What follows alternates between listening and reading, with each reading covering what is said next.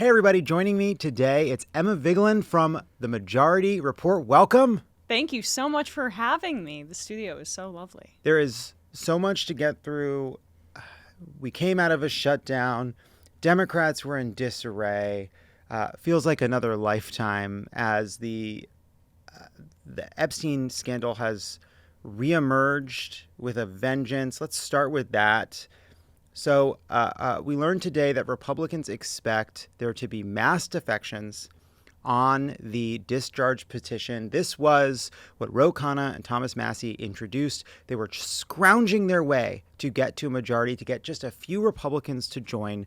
Mike Johnson refused to seat a new member of Congress because she was going to be the vote that took it over the top. Now they're going to bring it to the floor. It looks like as many as 100 Republicans could join.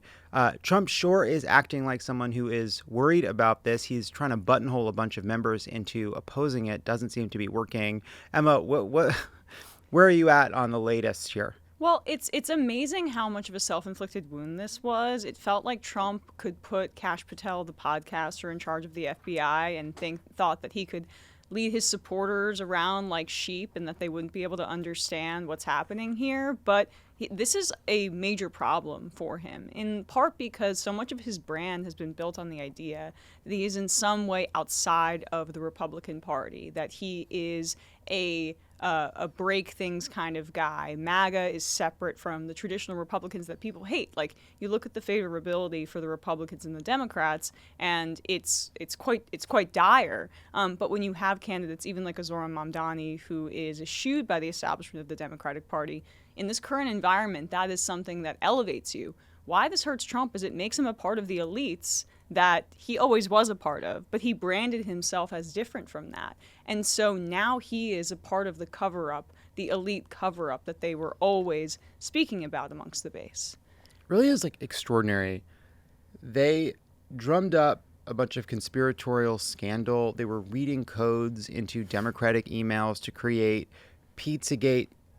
You had all of these Republicans running to expose this elite pedophilia ring.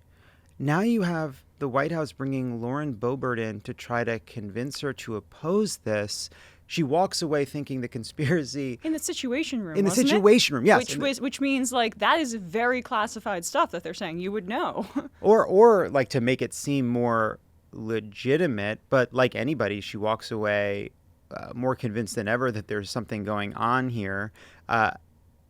Then we see emails that are being released where Trump and Epstein clearly had a relationship that went well beyond when he claimed it was over. It also exposes that Todd Blanche's interview of Ghislaine Maxwell was either deliberately meant to obscure their relationship, or he was not able or didn't want to know more about their relationship. Just today, just before we recorded this, so George Conway, one-time Bill Clinton impeachment lawyer, noted this, that it sure seems like Todd Blanche was either a willing or an unwilling accomplice in Ghislaine's efforts to undercut or kind of underplay Trump's relationship.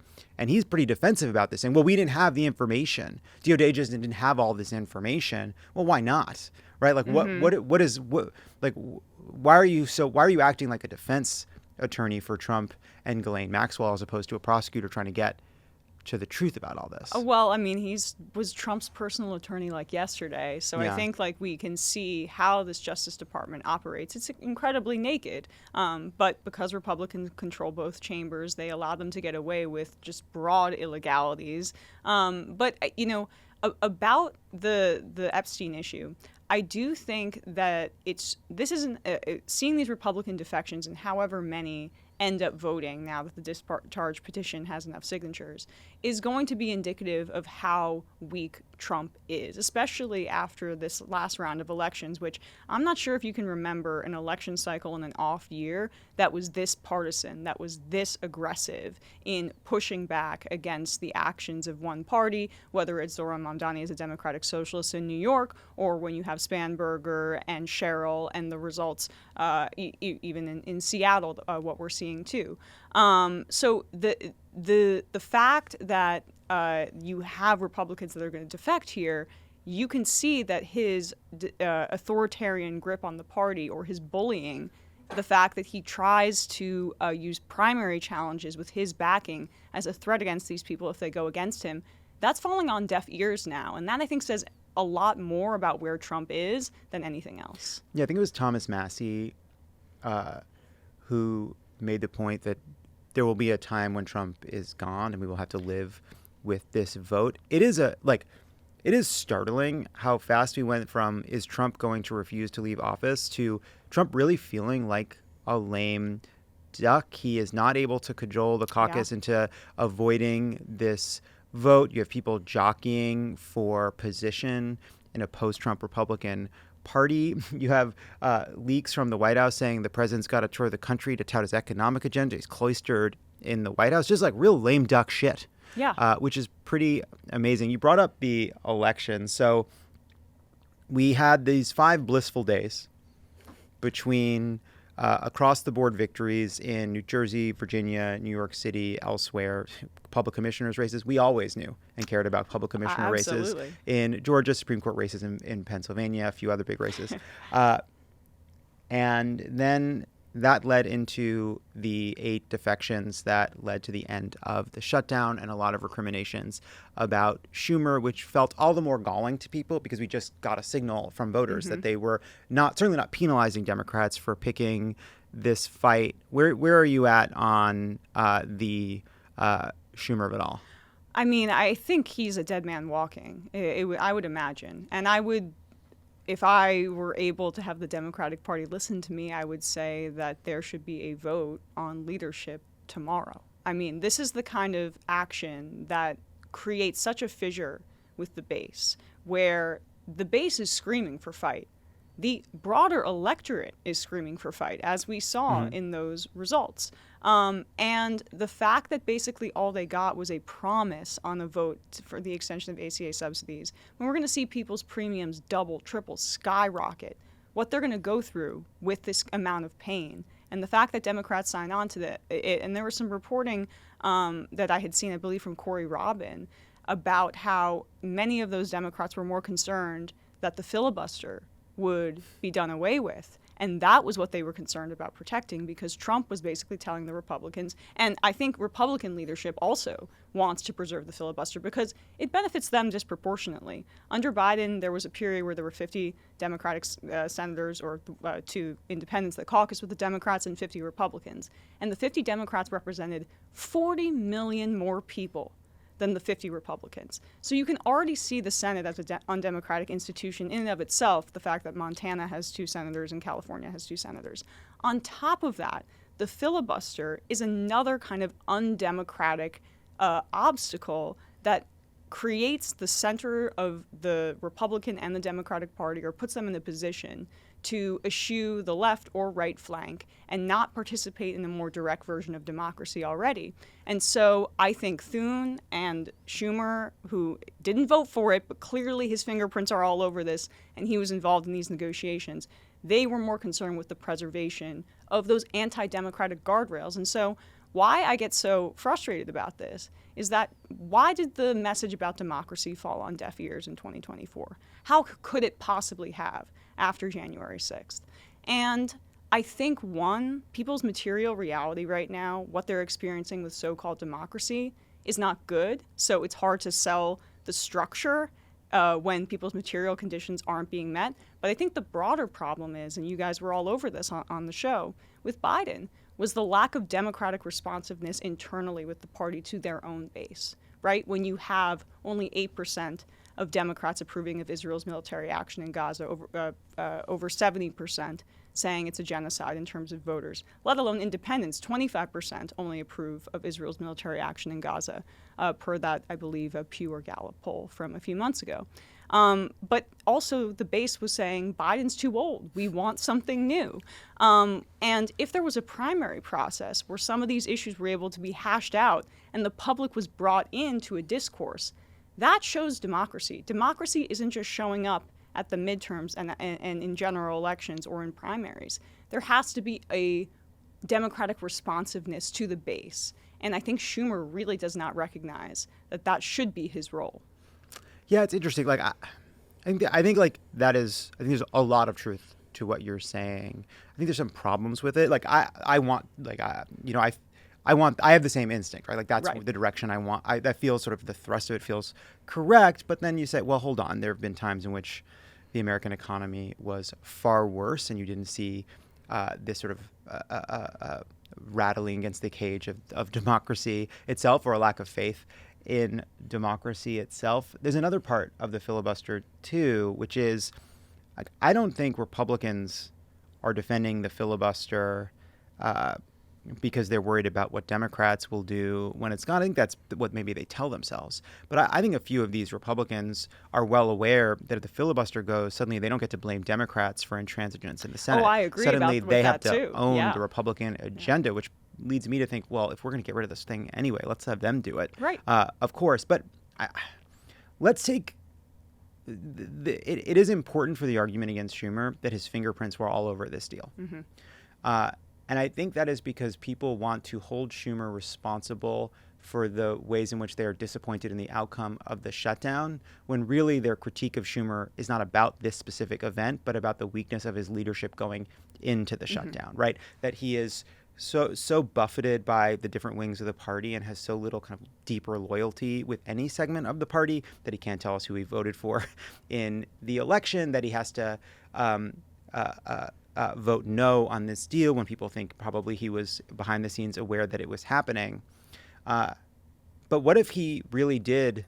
Like, what if what is actually happening here is Chuck Schumer, the majority of his caucus never wavered, right? They wanted to do a shutdown over a range of issues. They chose healthcare because they thought it was an issue in which there might be some way to get some kind of a victory. And then he goes in, he's already lost a couple members before it's even begun. Yep. And he, like, if what happened, right, is he did not have the ability to cajole 5 or 6 from joining the 3 that were already against this from the outset, is that an example of your thesis, or is that something more ordinary in which really there's thin margins and he was going to lose people anyway, and really you don't like Schumer for a variety of reasons, absolutely. And you kind of want to hold him responsible for this when maybe he's not? Well, I mean, I think that it would be naive to think that the Senate leader of the Democrats was not across this, and there has been reporting that he was in contact with this gang of folks daily. And yeah, I think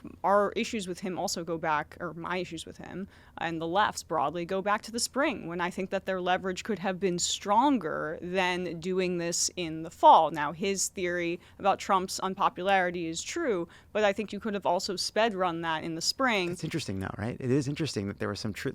Well, of course, but that's because of the nature of Trump's actions, in my view, more than the Democrats and their responsiveness to it, right. But or lack thereof.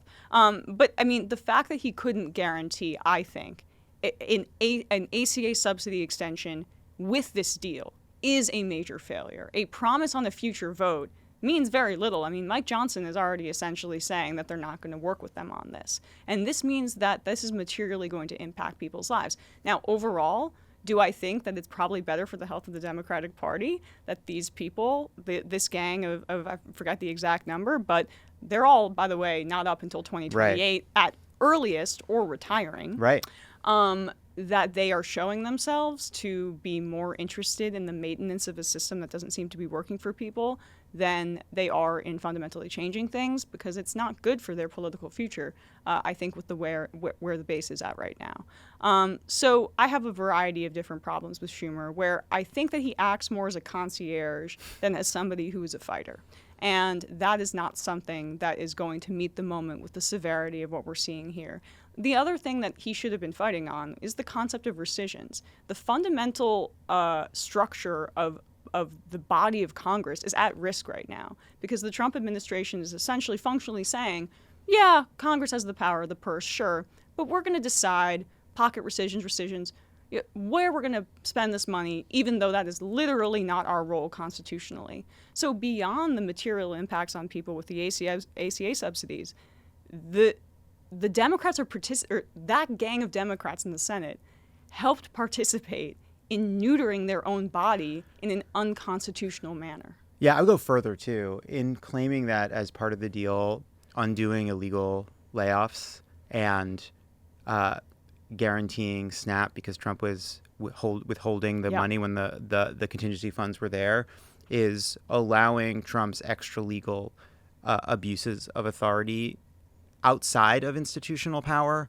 to make him more powerful inside of these institutions, which is, I think, the most dangerous thing you can do with someone who is trying to agglomerate authoritarian Yep. control of a government. But which, again, like some of this always just to me boils down to communication, right? Because no one has done a worse, like the group of senators who made this deal have communicated it so fucking poorly and like made me sort of so angry about their logic, because their logic was really against any kind of shutdown whatsoever. Like, well, there's going to be pain. So that was always what a leverage was in a shutdown. And you have someone like Tim Kaine saying, well, I didn't know what to say. I had to look the Capitol Police in the eye, and I had to look somebody who wasn't getting SNAP in the eye. And I think that's real. I understand the human pain, like sort of the humane feeling of that. But presumably you understand that these people can hear an argument, right? Like Right. we're not children, right? Right. Like you can explain to us, even like Schumer, like explain this to us. That like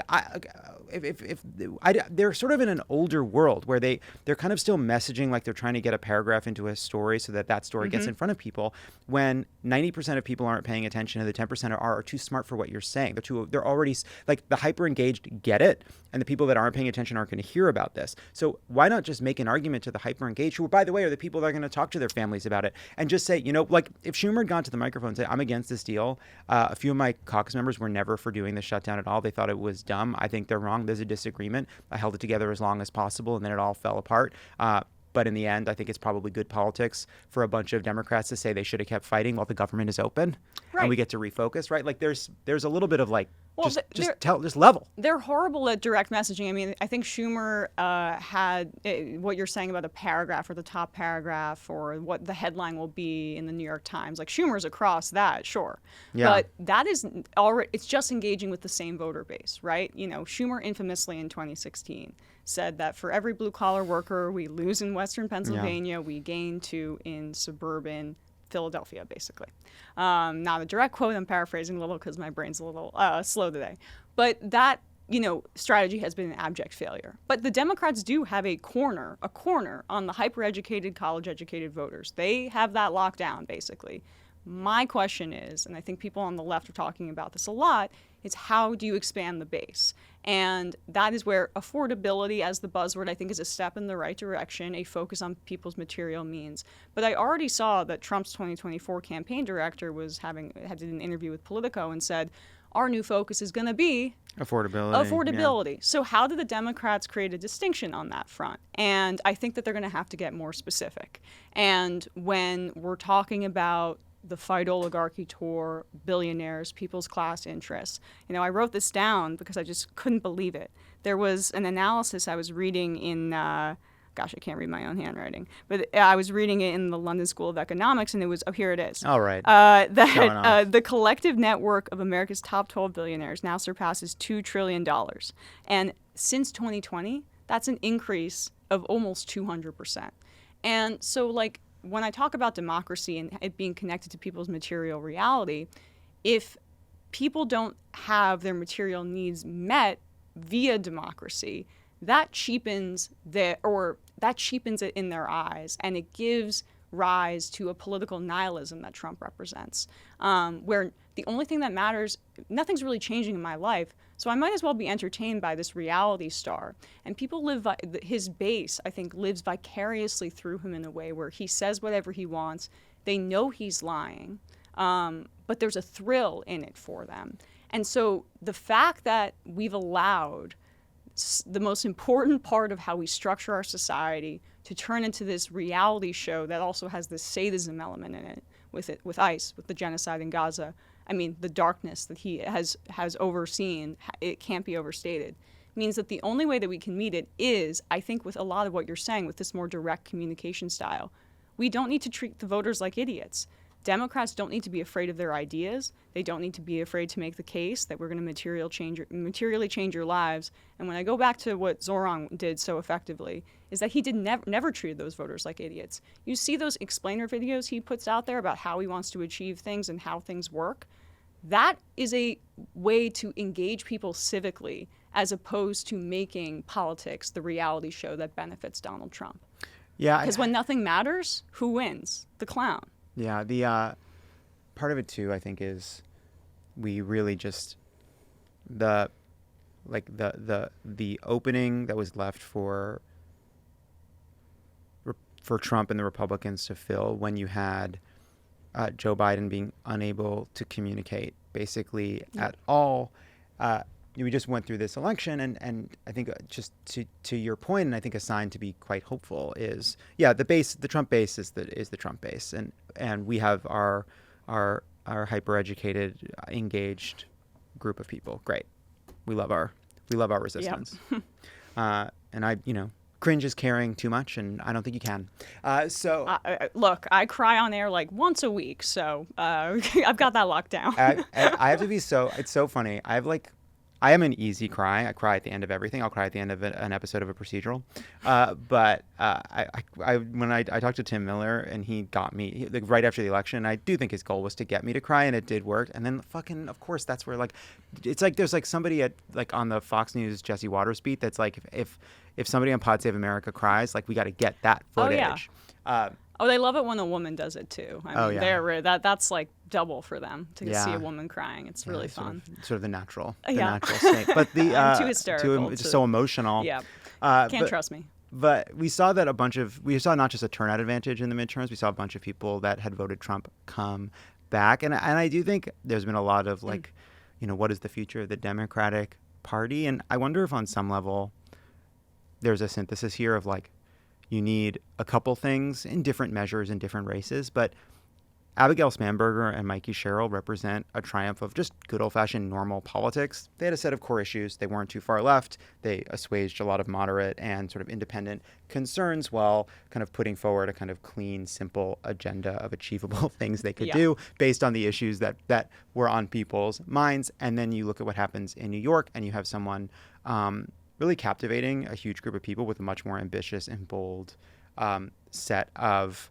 policies and representing kind of different kind and a new kind of politics. And I'm wondering if you see heading into both the midterms and 2028, is there a version of an agenda, like a coalition agenda, that would be something that both maybe not Zohran himself, but the base of the excited young people that got behind Zohran and the other kind of heart of the Democratic Party, which is the center-left, super pro-democracy, Obama, Hillary, wine mom, more moderate person. Is there an agenda that we could get this whole coalition behind? I mean, I think I'm more hopeful about that than I've ever been. And that's one of the glimmering, shining beacons of hope I have in this time period, because I've never seen the base so activated. And part of, why I love coming on shows like this is I'm a member of DSA, but I feel like we have so much more in common than what the fissures of 2016 were, right? Yeah. I mean, I think that there has been a broad understanding, and even the role of Elon Musk, right? So in terms of coming together, let me step back about these elections. Cheryl, I was pretty surprised and pleasantly surprised to see how specifically in the 11th hour of that race, she was really focusing on things like, I'm going to declare a state of emergency over the cost of living. I'm going to crack down on corporate landlords. It's not as far as what Zohran is saying, but that was influenced, I think, a lot by his rhetoric. And Spanberger, I don't know if you could have cooked up a more advantageous situation for a Democrat in a state where a bunch of federal workers live and the Trump administration just waged all-out war on them and made them lose their jobs. But still, immensely exciting. And even, Jay Jones, the fact that those texts being leaked didn't kill that campaign means that, and we're seeing this with Graham Plattner too, the voters are like, we don't care. We want fighters. That's it. Can I? Yeah. I want to let you get to the Sure. We're still in a dependent clause. I hear that. I feel like both Graham Plattner and Jay Jones, like Jay Jones' apology, he got to a more effusive apology. Maybe it wasn't as first. Graham Plattner has been kind of prostrate, like he just laid himself out and be like, I didn't know. And people can like in politics, of course, you attack apology as being either like kind of fake or kind of obviously there's a motivation. Fine, okay. Let's go to philosophy and let's go to 101 and be like, is there altruism? Like they've said the right thing. Yeah. Like I remember people would be like, oh, I can't believe Virginia elected someone so shameless as Jay Jones. Like Jay Jones said, and I quote, I am ashamed, right? Like there's a little bit too of like, whether you take them at their word or not, either the voters or the people that are making these apologies, I want there to be some like kind of acknowledgement that the Republican antipathy to just saying you're sorry is politically costly. 100%. Like it's people say sorry and it works. That's good. Right. Well, it's actually kind of what they say about the censorious left. Right? Yeah. But the left is actually, or liberals are way more interested in like something like restorative justice. Sometimes. Sometimes. Come on. But no, I'm actually. I'm with you. That's been my critique. I mean, I think that we have to zoom out, and how I want to zoom out is building the broadest based coalition based on class, right? And then having a variety of different kind of perspectives. Even Dan Osborne in Nebraska, he's not a Democrat, he's running as an independent. He may not share all my same social issues, but he's endorsed by unions.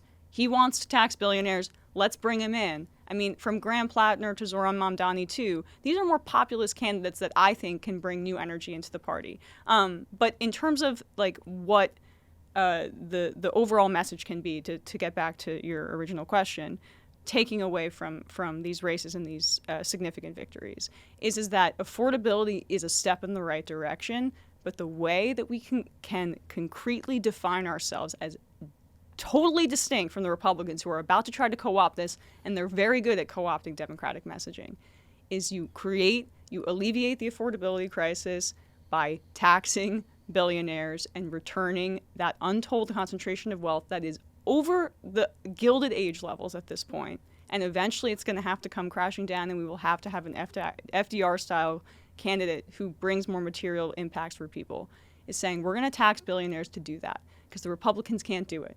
And we're going to create trust in social programs again. And that is through civic engagement. That's through treating voters like serious people and not talking down to them, and abandoning some of the liberal censoriousness that we were just critiquing. Yeah, I do think that's. I'm with you on that, though. I like just to push on it because I do want to get to the. Sure, we're dressed alike, but we can disagree. Yeah, no, right? I don't actually think even we are dressed alike. I don't even think it's. Today. I'm actually not even. I'm like.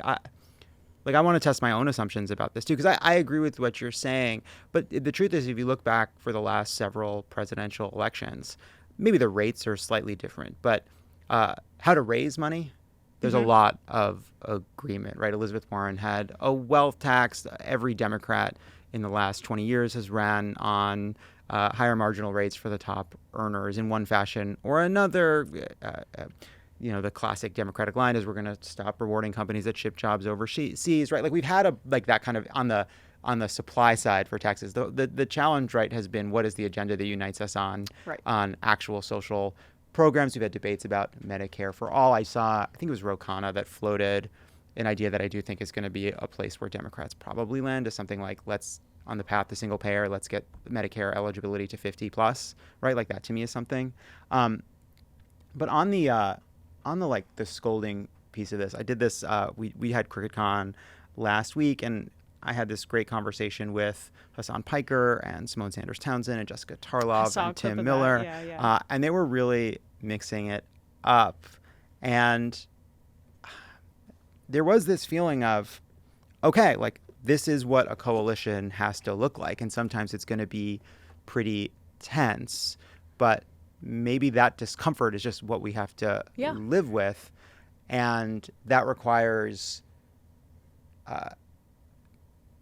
the left of the party to see people like on the center and the center left and even the pro-democracy center right as part of a coalition, which, by the way, I think has happened, right? Like no one was fighting harder to elect Kamala Harris or Biden before her than Bernie Sanders and AOC.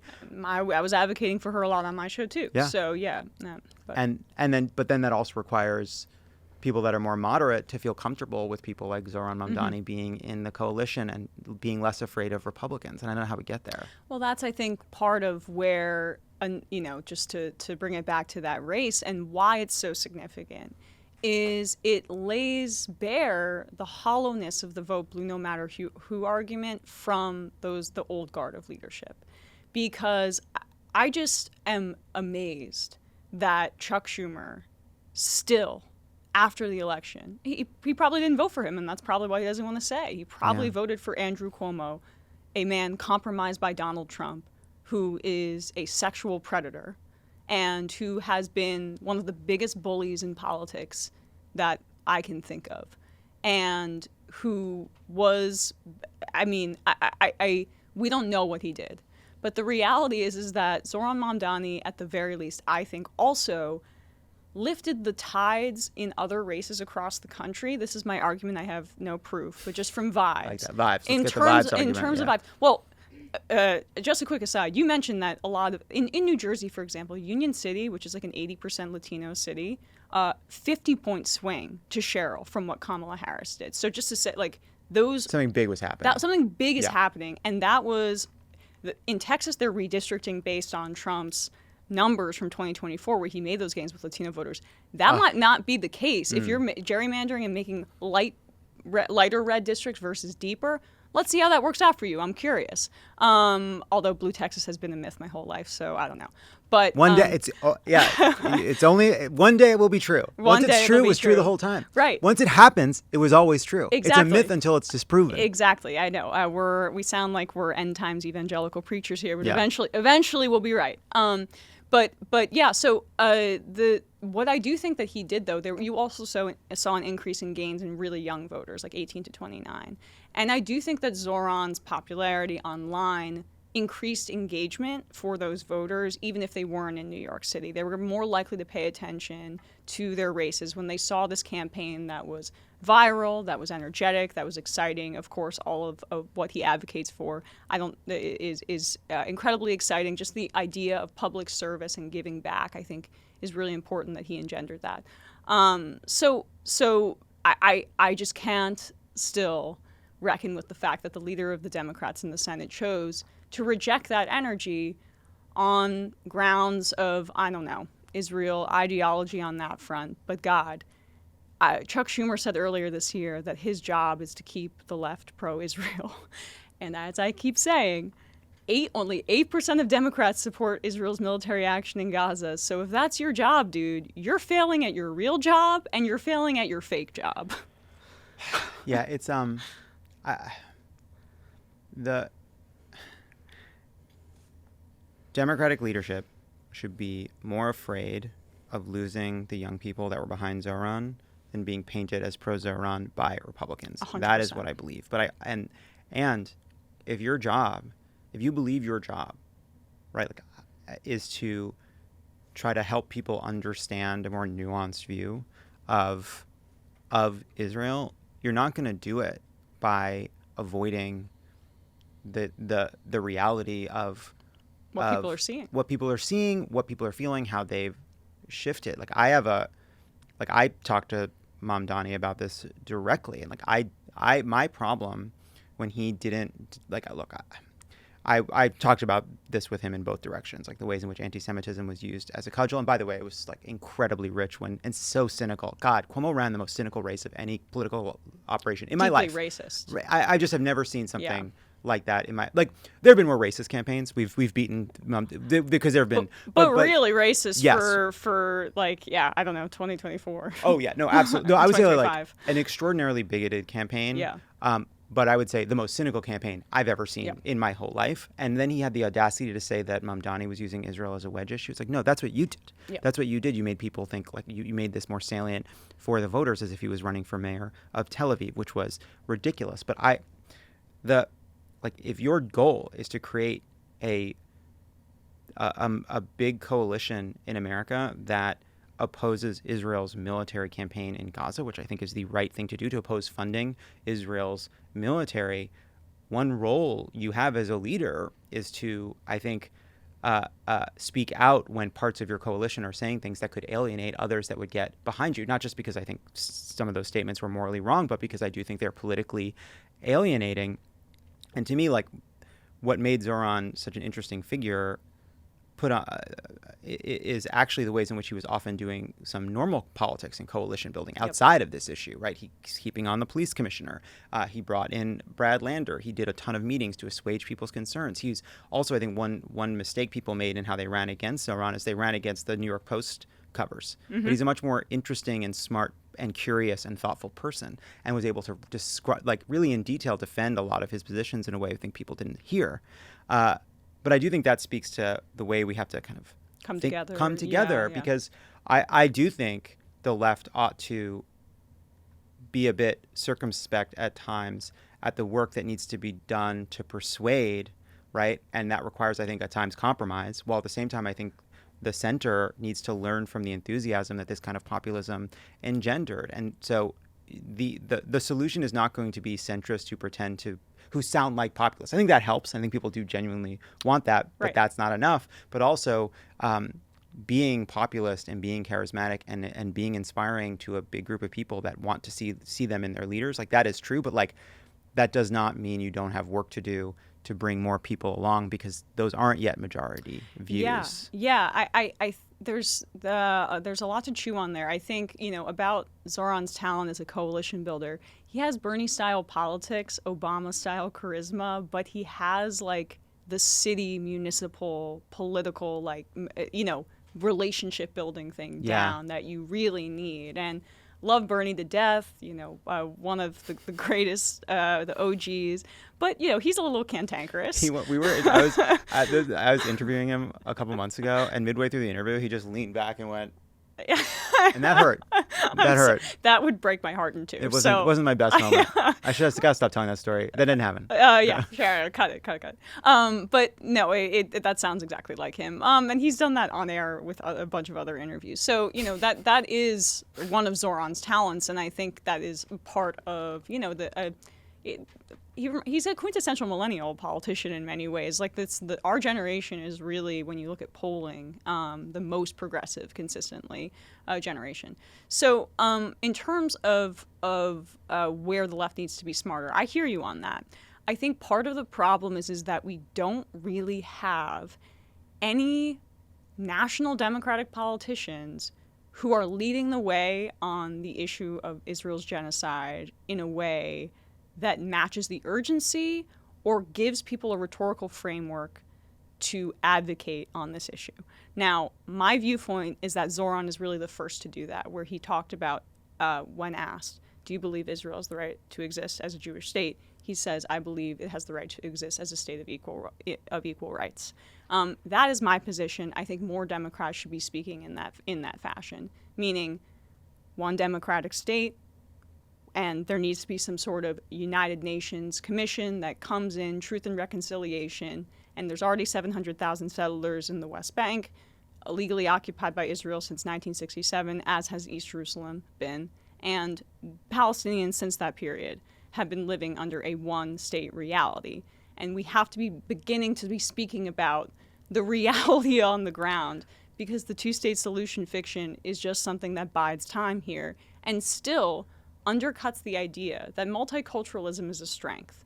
We can't be making the case in this moment of fascism that racial integration in greater Israel is a threat because this group of people can't be living aside this group of people.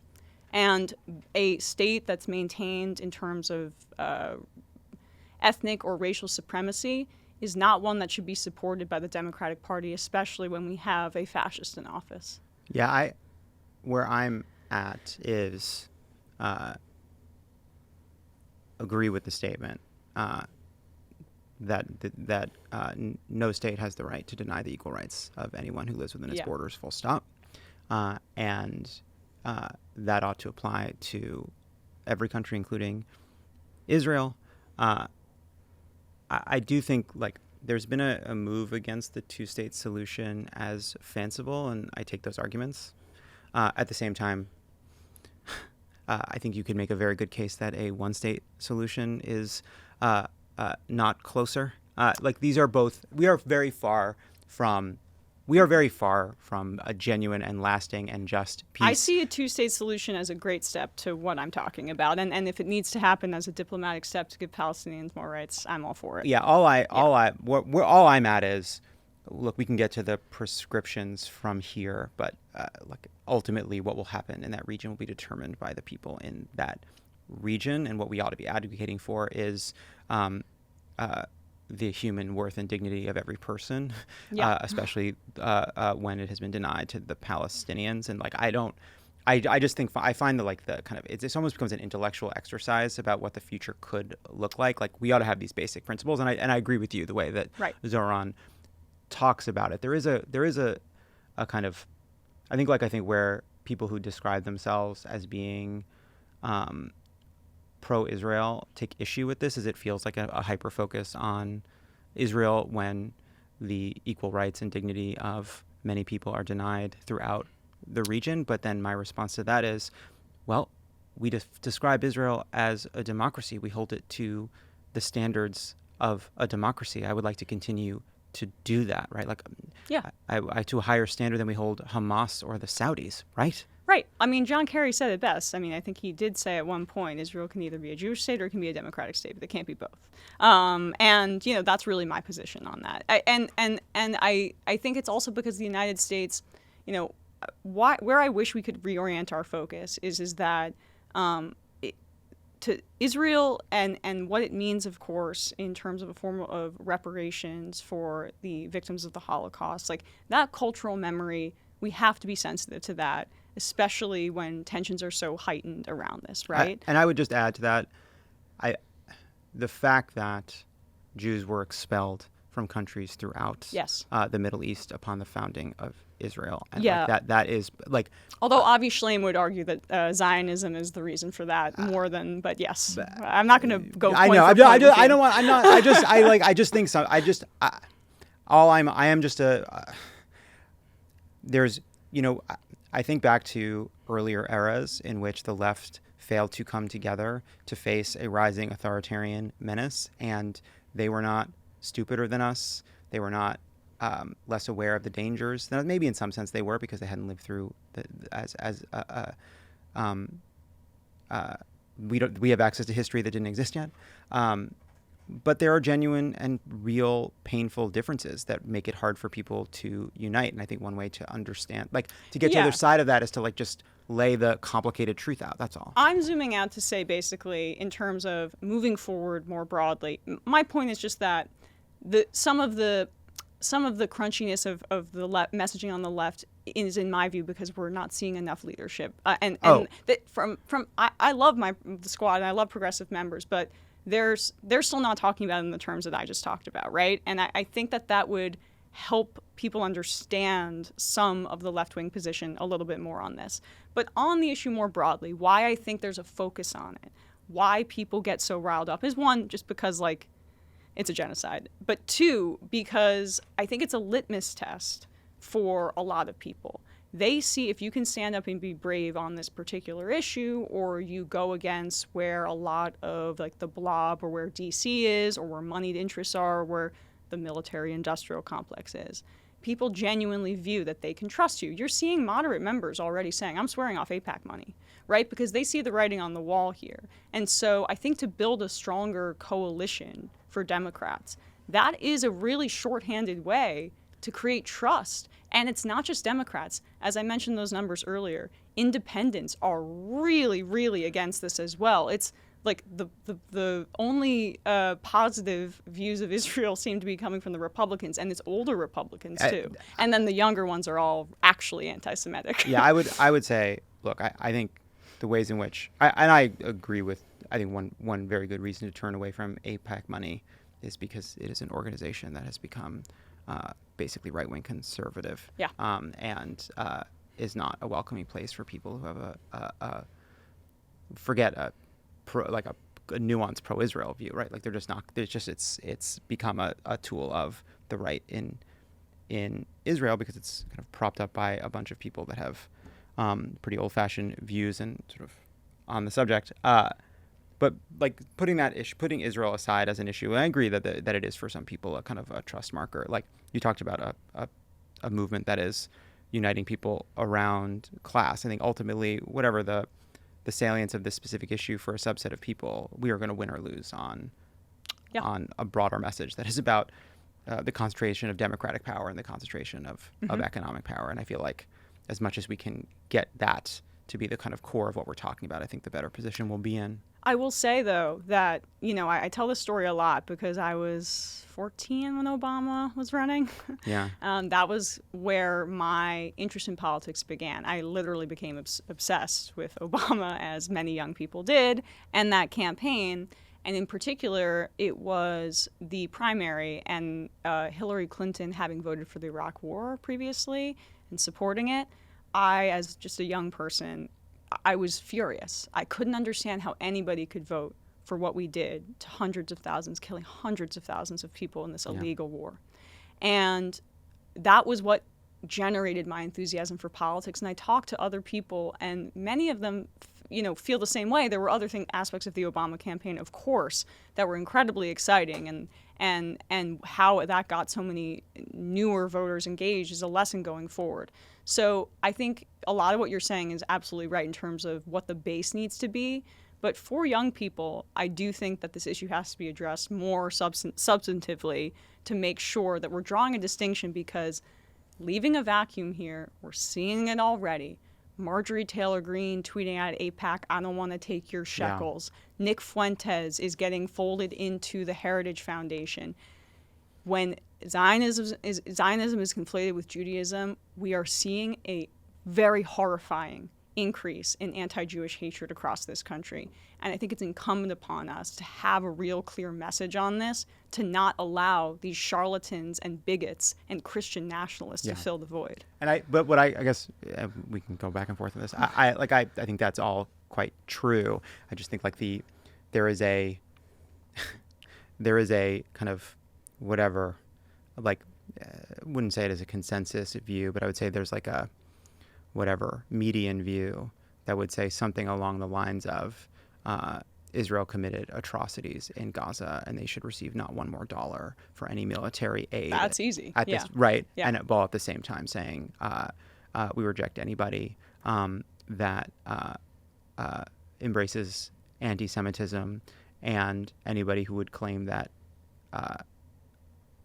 that not only do Palestinians have a right to live in sort of peace and dignity with equal rights, so do Israelis a right to live in peace and security. Right? Like there is all I'm getting. No, that's a great baseline. But what you're saying is like a lot of Democrats aren't saying that. Absolutely. They're not even ready to cut off funds. Well, all I'm getting at is I think we're going to have a big primary and we're going to have a big debate, and I think and in the end, what I would like is for there to be kind of like a way to get to that kind of a kind of collective view so that we can focus on what we're going to do to lower healthcare prices, to get more people into Medicare, and to like kind of find a united front.